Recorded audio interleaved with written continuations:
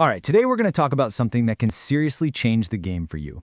We're diving into a powerful way to turn those fleeting ideas into real, lasting change by building what we'll call an external brain.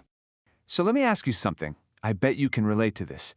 You get that amazing idea in the shower, or maybe a genius insight while you're out for a walk, and then what happens? A week later, it's gone. Poof, just a vague memory. Why does this keep happening? Why do our best, most brilliant ideas just fade away before they ever get a chance to take? Well, the answer is actually pretty simple and a little brutal. It's because you're treating your brain like it's a filing cabinet.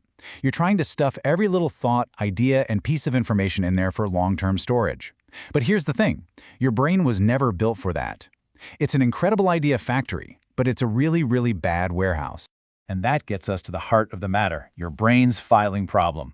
So let's break down exactly why trying to rely on your memory alone is, well, just a flawed strategy if you actually want to master anything.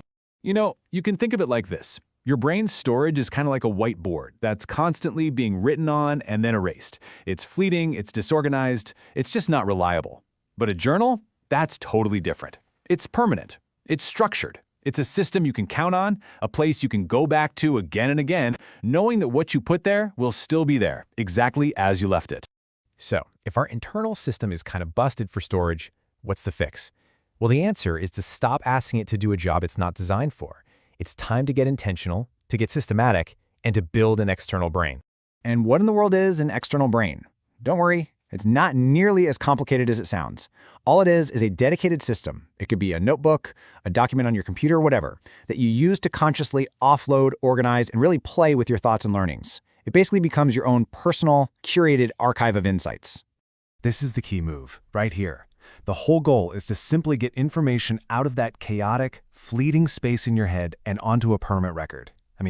That one single action is the difference between a thought that just vanishes and an idea that you can actually build on over time. Okay, so you've started writing things down. That's a great start. But just capturing your ideas isn't really enough.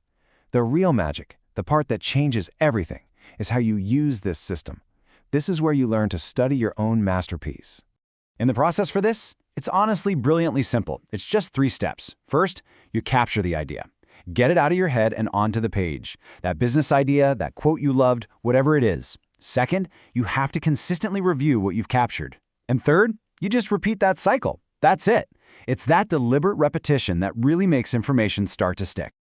This whole thing requires a real shift in how you think about it. You're not just taking notes anymore. You are curating a collection of your absolute best insights.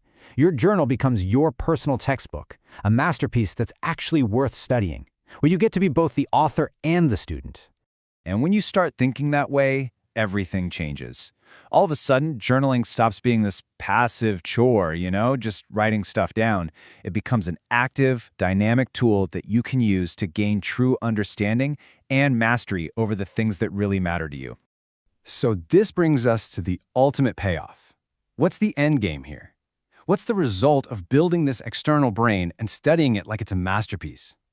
Well, it's all about turning those abstract ideas into real, tangible, lasting change in your life. The journey an idea takes in this system is it's transformative. It starts off as just a passing thought, right? But through capturing it and reviewing it, it starts to solidify into a permanent insight. And then, with repetition, that insight gets so deep inside you that it naturally starts to create lasting change. Your actions just start to automatically reflect what you know. And you have to remember, this isn't some one-and-done trick. The real change comes from the discipline, from that consistent repetition and review. That is the engine. That's what forges raw information into true knowledge and makes it a real part of who you are. So let's just end with this.